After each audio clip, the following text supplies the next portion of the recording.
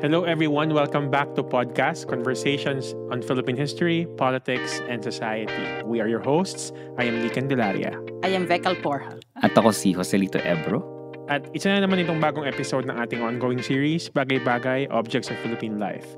Last episode, we talked about the Sari-Sari store and how that tiny neighborhood institution became the backbone of Filipino communities. Today, we're stepping outside that store and following a familiar sound down the street. Tingaling-galing-galing-galing-galing. Binatog yata. Ate,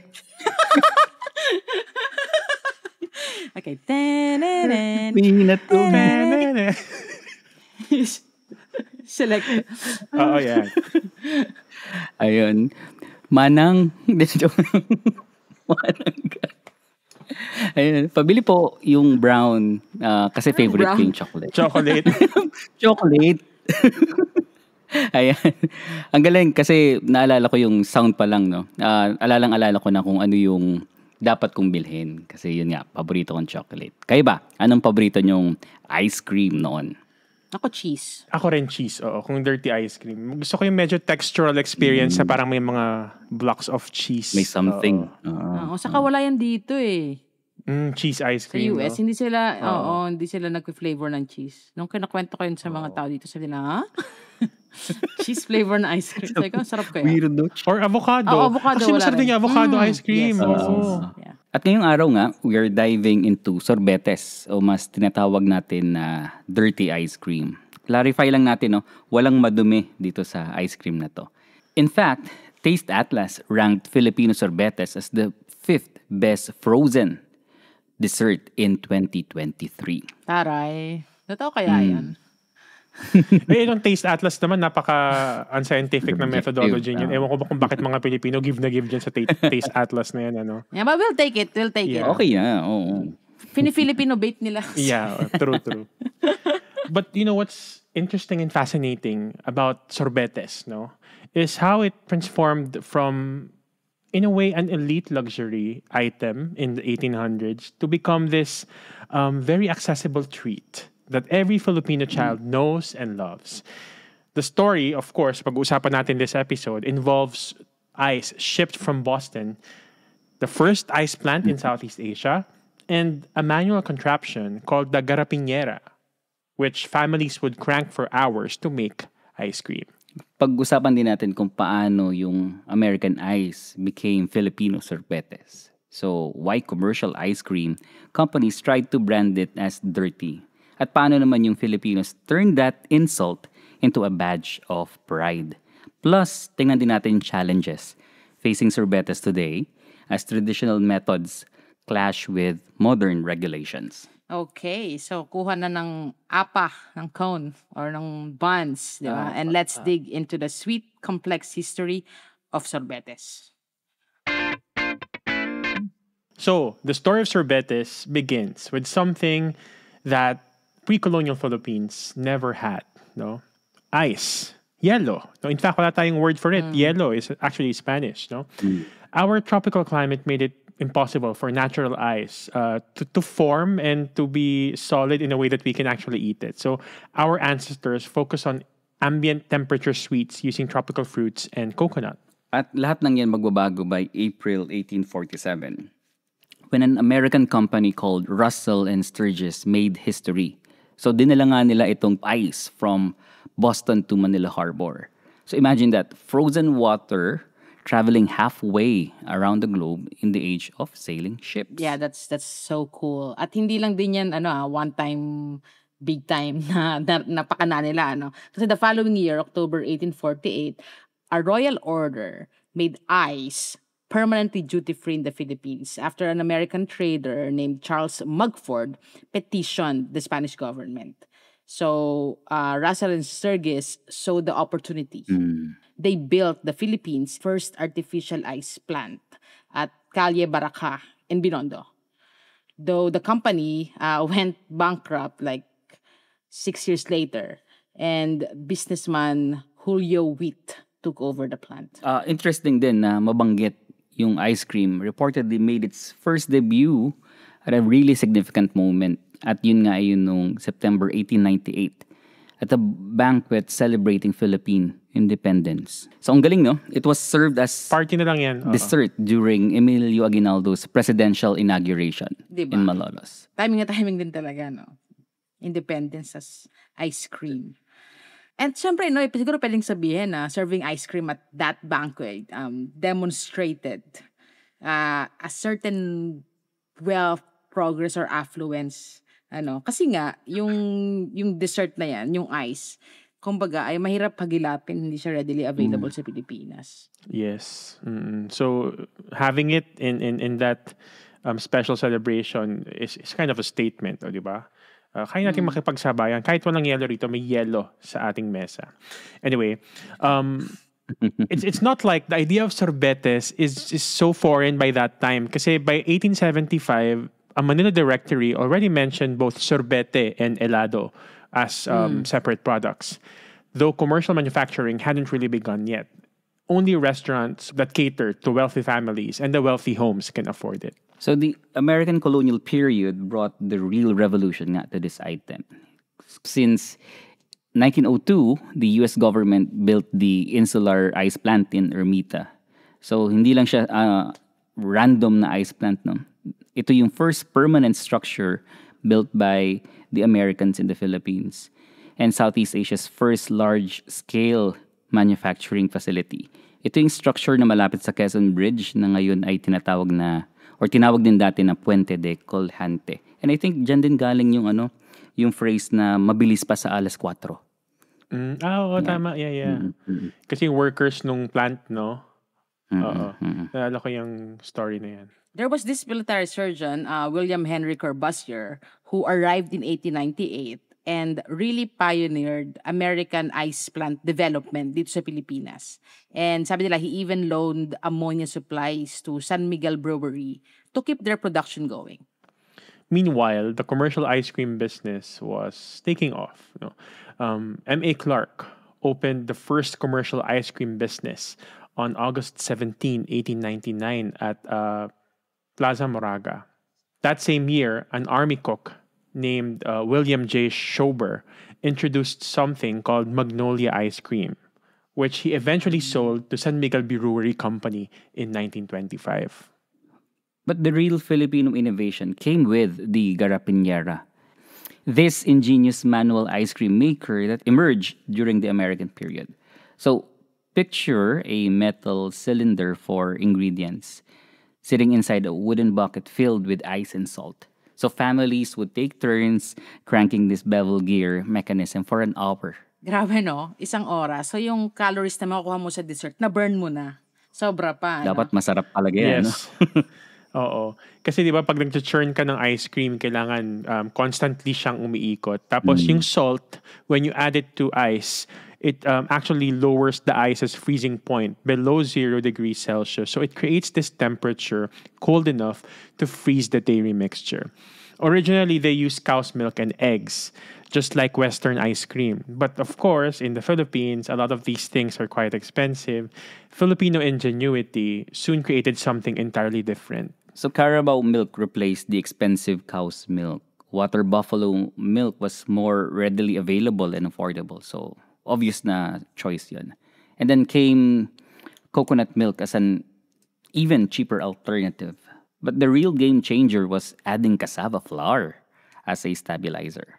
O, diba? Coconut milk. So, in a lot of ways, healthier siya than Western ice cream na gatas talaga ng baka yung ginagamit at usually very fatty, Saka, yan, yung cassava flour, saka coconut milk. I think it's what gives sorbetes its distinctively slightly grainy texture na hindi mo makikita sa mga commercial ice cream. Interesting, no? Kasi these are some of the very Austronesian ingredients like cassava. No, even before rice, no, cassava talaga or taro is something we already have been consuming.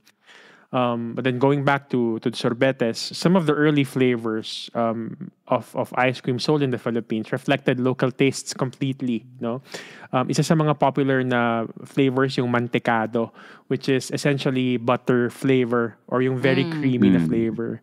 And then of course ube, no? Purple yam, merong ngayong Yum. ube explosion sa buong mundo, and it's quite attributed to Filipinos.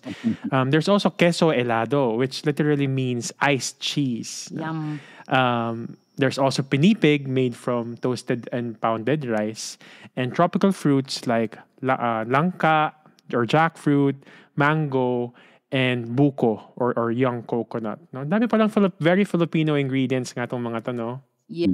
Yung lolo ko, favorite niya yung langka, yung jackfruit ice cream. Oh, Ako meron tatay ko yan. mantikado. Favorite niya. Sobrang creamy. Oh, di ko pa yun na-try. Mantikado. It's an old flavor. Pero parang ano lang siya. Meron yung parang nauso yung parang magnolia na very creamy na ice cream. Parang ganun siya. At sa pagdating nga nung refrigerators, no, around 1920s, well, mostly open lang to wealthy families. A few years later, around late 1920s, if not 30s, Magnolia started expanding operations. So they hired large numbers of sorbeteros and investing in ice cream trucks for home delivery. This was when the whole sorbetero culture really emerged. Tapos yung mga unang version niyan ay painted wooden cart. Mhm. Yun yung tinutulak nila. Kasi nung bata ako, nakabike na sila, di ba? Naka sidecar na yung mga nagbebenta ng ice cream. Pero tulak-tulak nila yung wooden carts na very colorful, And usually, it holds 3 flavors of ice cream in different metal canisters. Tapos meron yan laging yelo, saka syempre may asin. So, ice cream, as we know, ay served sa cup, sa wafer cones, sugar cone, at syempre, yung favorite ng marami ay sa bun. So, ice cream sandwich. Yes. No, nakakatawa yung pandesal sandwich kasi it's not just creative, it's also practical. Kasi the bread prevented melting in our tropical heat. Sarap yun. The ice cream, no? At Nakagutom. it Ano ba added a yan? complementary texture. I actually like it, no? Yung pinapalaman sa ice cream. So in a way, it's pure Filipino innovation, no? Right there. So the journey of sorbetes through Philippine history really reflects our larger national story. So from the 333 years of Spanish colonial rule ending in 1898, hindi naging ganun ka-popular, no, itong sorbetes. At talagang mag-emerge lang siya with American influence. Yeah, nabanggit ka natin kanina, no, yung advent ng refrigeration at saka yung pagdating ng ice. And after that, we saw explosive growth. Like the insular ice plant, in a way, democratized ice access. It made frozen desserts available beyond the access of the elite, and street vendors multiplied. No, sorbeteros became part of Filipino daily life. Ako, anong panahon ng gera, parang wala tayong record masyado, no, Lee? Wala. Did you come across Wala, like oo. records like food? Wala. Hindi binabanggit. Kasi malamang wala, no? Kasi severe food shortage ang dinaranas ng mga Pilipino noong mga panahon na yon. At syempre, pati yung maraming mga factories sinara, maraming mga infrastructure ang nasira. So, I think it's safe to speculate that ice cream production likely stopped entirely. Pero yun nga, malay mo, may makita tayong record na may kumakain pa rin ng ice cream. Yun nga. Ang panahon ng digmaan.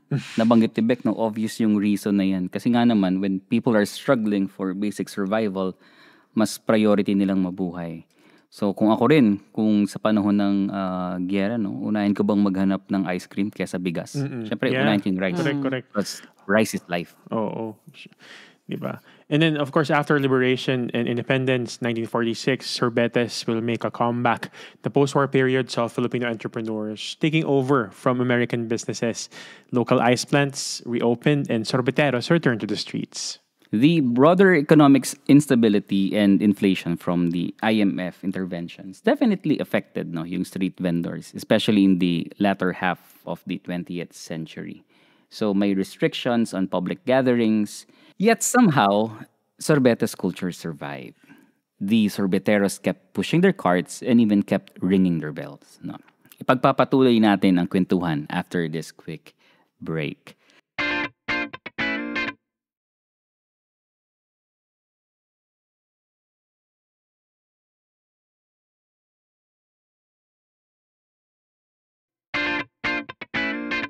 So, isa sa pinaka-iconic na piece of popular culture related to sorbetes ay siyempre yung kanta ni Celeste Legaspi na Mamang Sorbetero composed by Jose Marie Chan and Greek Ortaleza. Di ba? Di, kantahin mo. Mamang sorbetero, Not my say. tayo'y sumayaw. Kalembang mong hawak, Mm. iyong igalaw. Yun, di ba? Ang ganda, no? Tapos yung isang line doon, sabi niya, init ng buhay, pawiin mo na. Di ba? Mm-mm. So, please take away life's heat. At ang ganda no kasi, di ba, ano siya literally, eating ice cream cools you down from the tropical sun. Tapos, syempre, metaphorically, it also provided relief from life's hardships, di ba? Kasi pag may ice cream, masaya na yung mga tao. It was released in 1977 at the height of martial law. Pero 1986, of course, yung init na yun, no, nagdulot ng revolution. So, People Power Revolution led and resulted to a democratic governance. And it removed restrictions on street activity. But economic liberalization brought new challenges, like foreign brands flooded with fierce competition. The irony is that Magnolia, which once employed sorbeteros for distribution, became the competitors of the sorbeteros mismo, no? And then Nestle and Selecta followed later on, eventually copying traditional Filipino flavors like ube and cheese while marketing themselves as the cleaner alternatives. O, di ba? Ina-appropriate nila yung mga flavor na dinidismiss nila before as dirty. Kapal. So, the 1990s and 2000s saw urban development displacing these traditional vending areas. Dumami nga yung mall and these replaced streets as social centers. Air-conditioned na yung mga food courts which later competed with sidewalk carts. And yet the sorbeteros adapted, no? They started parking outside schools during dismissal time, positioning themselves near jeepney terminals, following foot traffic to wherever Filipinos gathered. Tapos may mga ano pa yan parang, alam mo yun, yung distinct yung tunog. Halimbawa, yung mga kalembang nga, ganyan. So, yeah, in a way, no, they persisted. Oo, saka parang may nangyari din na baliktad Like halimbawa, 'di ba, Selecta and Nestle, nagkaroon din sila ng sarili nilang cart Rivalry Yes. nga, na street vending din, 'di ba? So kumbaga inappropriate din nila yung marketing strategy nila dun sa kultura ng mamang sorbetero. Yes. So, yeah, so when the financial crisis happened in 1997, tapos around a decade later, yung global recession in 2008, ironically, nakatulong siya sa sorbetes industry in a way. Kasi, Yeah. syempre, nung nagmahal yung mga bilihin, people returned once again to affordable street food. Kasi 'di ba, yung sorbetes, madaming ganun na yung mabibili mo para sa isang maliit na cup ng Häagen-Dazs ice cream. Yeah. And recent legislation offers hope then. The Magna Carta for Informal Ambulant Vendors, passed by the House of Representatives in February 2025, creates local government vending council and exempts registered vendors from licenses fees. So, makakatulong ito sa ating mga sorbeteros. Yeah, and I think it really guarantees the security of tenure, no, in designated spaces, and it mandates social protection coverage for ambulant vendors. Ano na napakahalaga kasi bahagi ng kultura natin yung ambulant vendors, di ba? Yes. Bakit mo, di ba yung ginagawa kasi ng MMDA ngayon, huhulihin, kukunin lahat nung paninda and all. Sa Manila, di ba? Yeah. Sa Divisoria. Samantalang sa Thailand, makikita mo na sobrang supported yung Exactly. kanilang mga ambulant vendors. Like, ang street food ay napakalaking bagay. Halimbawa, umalagaw ang ekonomiya ng Thailand at ng Korea kasi they supported this street food culture at tapos nag-elevate yan into global level. Now let's talk about the cultural meaning of sorbetes, no? Kasi it goes way beyond just being a frozen treat. The food scholar Doreen Fernandez wrote that food serves as a mirror that Filipinos could hold up to themselves, offering self-knowledge through immediate experience and collective memory. So ito ngang label na dirty ice cream emerged as a calculated marketing strategy by commercial ice cream companies. So they position their factory-made products as clean alternatives to street-sold sorbetes. Tama. At syempre, naging ginagamit ng mga nanay, ng mga magulang, di ba? And in the hopes na ma-discourage yung mga anak nilang bumili ng mga street food. Ako, nung bata ako actually, medyo discourage kami bumili ng street food. Tapos, halimbawa yan, yung ice cream, sabi nung nanay ko, bumibili ka ng ice cream dun sa mamang sorbetero, ilalagay niya dun sa sugar cone, saan umiihi yung mamang sorbetero? Oo, tapos syempre, kung ano-ano yung nahawakan niya. Yung apa, kakainin mo yung apa may tissue naman, grabe naman sila. Saka, Pero ayun nga. kaliwete ba lahat ng sorbetero? Hawak nila yung sa kaliwa. Hindi, joke lang. Huwag mo na isama yan. Di ba pag kanan yung hawak mo? Di ba? Di ko alam yan. Lee, paano ba? Oo nga, no? Hindi, tama ka, bro, eh. Kasi pag scoop ka ng ice cream, yung hawak mo sa apa, kaliwa. Kung kanan ka, di ba? So, in a way, di ba, malinis yung kaliwa. Anyway. Sabi ko sa nanay ko yan. Ang point lang naman dito, no, is that some people were discouraged to eat it because it's been called dirty. Yan nga. But ako, it never really discouraged me from eating it kasi ako pa matakaw ako. Parang nag-ano siya, it just became like a word. Correct, no? Di ba? I think over decades of calling it dirty, no, it evolved from an insult to what anthropologists would call a badge of authenticity. It celebrates Filipino ingenuity over foreign commercial products kasi. So we took their insult and made it our term of endearment. Saka yung sorbetero mismo, no? Naging parang beloved cultural archetype siya. Parang yung tindera sa sari-sari store. And he's simultaneously a marginal laborer and a neighborhood hero, no? Inaabangan niya ng mga bata. Yes. So every sorbetero developed this distinctive bell-ringing patterns that became signatures nga nitong minsan mga brand like Selecta. Yes, And children could identify nitong favorite vendor nila from blocks away. Tama. So, kumbaga naging bahagi na ng soundscape. Kumbaga ng mga kabata. Kahit naman hanggang ngayon, di ba? Ng mga Filipino community, itong tunog ng mga... Naipilit pa yung soundscape. Naalala kayo just I think a few months ago, sumikat yung Pinoy soundscape, yung may naglalagare, tapos may tumitilaok na manok. May nag-video ako ng air supply. May nagpapala. May mga nagchichismisan. Parang ganun kasi I think the kalembang, no, is one of is really part of that soundscape. Actually, sobrang interesting yan, yung soundscape pagdating sa Filipino street food. Kasi nga, lalo na sa mga ambulant vendors. Kasi yung taho.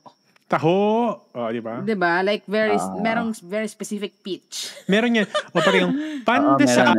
Mga ganyan. Saka balot, di ba?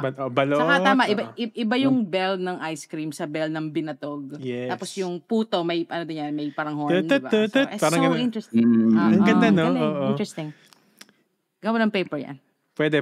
Soundscapes of memory. Oo nga, no? Anyway. Yeah. And yeah, not just siguro soundscapes, but the cart themselves, in a way, it's kind of it's an art installation, no? Parang jeepney, no? Bright, bold colors, sometimes may religious imagery, nilalagay mga pangalan ng mga anak ng vendor, and so on. Sometimes you will see like stickers of Jesus Christ next to the flavor signs. In a way, these are not just utilitarian vehicles. There are expressions, no? Artistic expressions ng vendor, yung gumawa nung mismong cart, and an expression of Filipino visual culture. Meron din yung regional variations, no? Telling their own story. So parang merong Tagalog versus Bisaya story dito sa nauso sa social media, no? Northern Luzon favors pinipig. Mindanao incorporates durian. So Visayas emphasizes tropical fruits. Urban areas show Western influence with chocolate and cookies and cream. So very regional itong mga flavors na ito. Tapos may mga gumagawa, parang nagre-reinvent, and they turn it into like some sort of artisanal products. Tapos kung ano ginagawa nila, like champurrado with this flavor,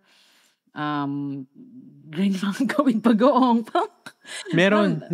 Legit. Parang low-key kadiri na yan, di ba? Bagoong ice. Ay, meron. Ay, wait lang. Weird naman nun. Ano kasi yan kapag yung salty and sour or savory, and I mean, it's kind of a mix. Okay. Ang natikman ko na, siguro yung pinaka-word na natikman ko ay yung labuyo ice cream sa Bicol. Gara ang anghang nga niya.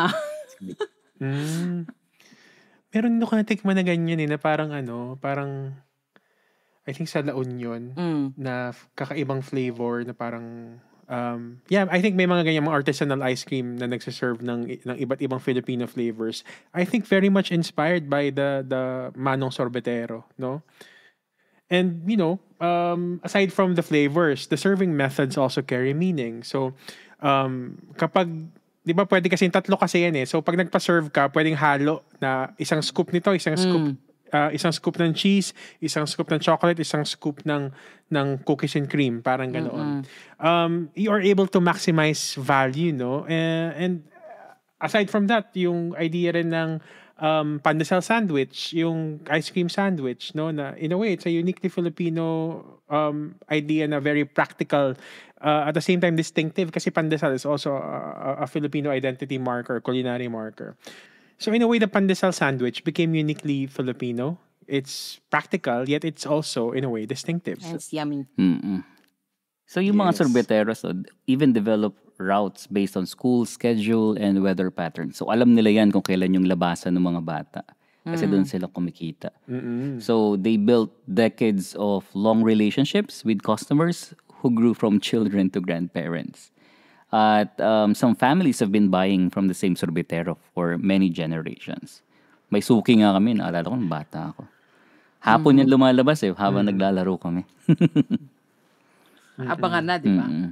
Yeah, so I think it's nice that in a rapidly modernizing world, sorbetes provides some sort of tangible continuity, kumbaga. Kasi ganun pa rin naman yung lasa, di ba?